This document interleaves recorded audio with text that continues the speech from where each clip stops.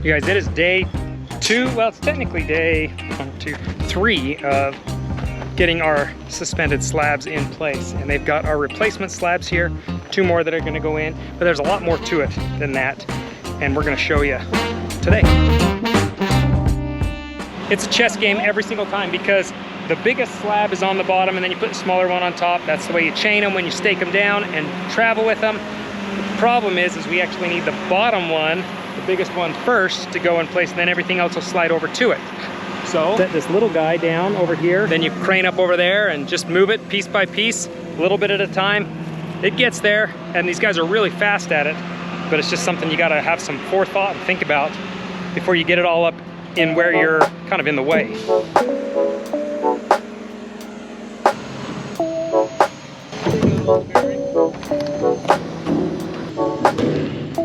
As that thing was bumping that wall, I could feel it just boom, boom. That's a 12-inch thick wall, and it was still shaking it. That's just how much power is behind any of these.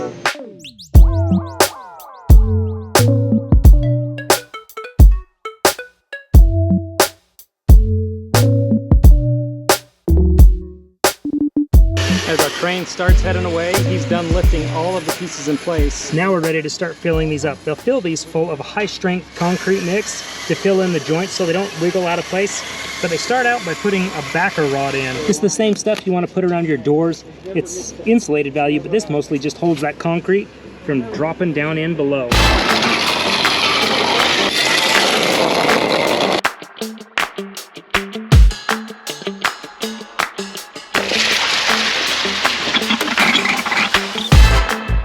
Last thing we finished up the other day was finishing up the cement slabs on the garage.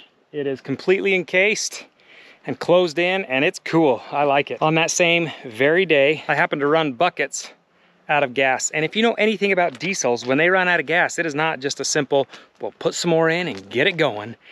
It creates what we call a vapor lock. And you have to get air out of the motor because it's sucking the gas in, and once it's empty, it'll suck in air, and then because the air's there, it won't start anymore.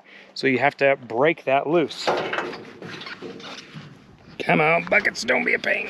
Oh, that's heavy. What that entails is taking all of these little cylinder heads right here, cracking them loose, turning the key for a minute so it pushes the air out, sealing it back up, doing them one at a time, and then seeing where you're at. It started to want to kick over, and then I had to redo it one more time, so I did each of them twice, and it fired right up like it was a champ. You have to put fuel in it, obviously. And I think the gas gauge is a little bit off on this machine because I've been putting 10 gallons in most of the time when I come to work. I go into town, get 10 gallons of diesel, preferably off-road diesel because it's cheaper, and because buckets can have off-road diesel. And it shows that I'm almost at full tank with 10 gallons. And so I always think, well, I've got a ton of gas or something. Maybe I'm not as empty as I am.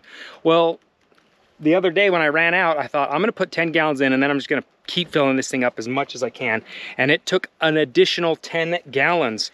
So realistically, when I'm on E, I'm really on E, and I probably need to be a little more cautious of that. So I won't run out again, but now I know how to fix it. But in the meantime, I realized I need to do some TLC on buckets. He's been working hard for me and taking care of everything, you know, saving trucks, digging power lines, moving dirt.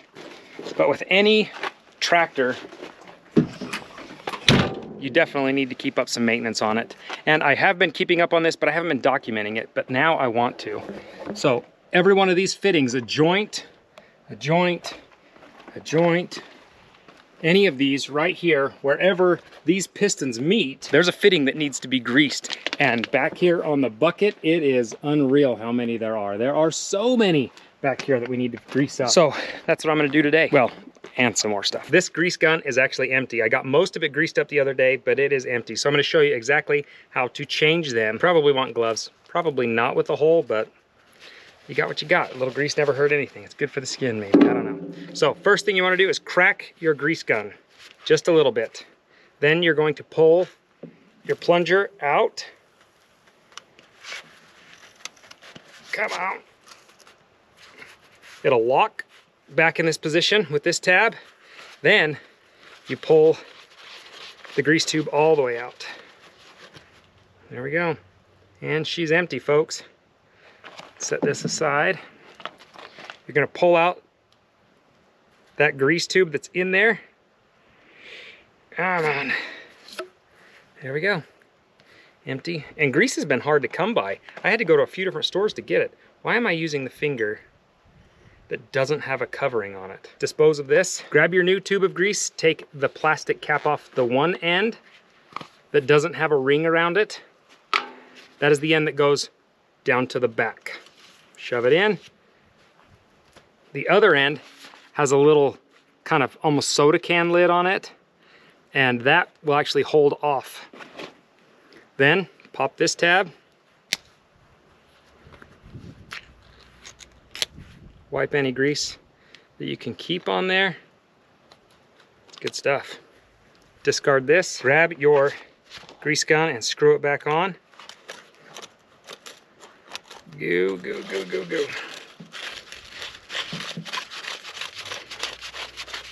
Seat it all the way down and then back it off a turn. Just one turn, like that. Now release your plunger.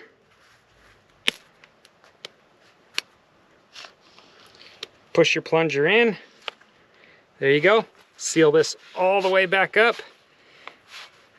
And you're ready to start pumping and priming. Now, if you don't want to use the remainder of the grease that's in this little remote, you can pump that out and discard it, but it's still good grease, so I'm going to use it and we'll just keep going. But sometimes you don't want to mix the greases. Right now, I don't care. It doesn't matter. It's all good. One area that needs to be greased a ton is these pivots. That boom is always picking up and putting back. So we definitely need to grease the heck out of that. And you got to look for your fittings right in there. Let that seat on there and then start pumping away.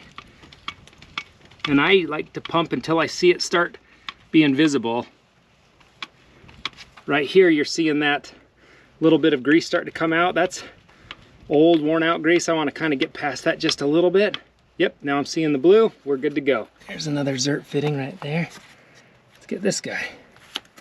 Man, this stuff is nasty. It is detrimental to the life of these machines. They work so hard. And if you want them to work smoother and better and get the best life out of them, you got to take care of them. I don't know how many points there are all the way around this tractor, but there's a ton of them. And you just work your way around. There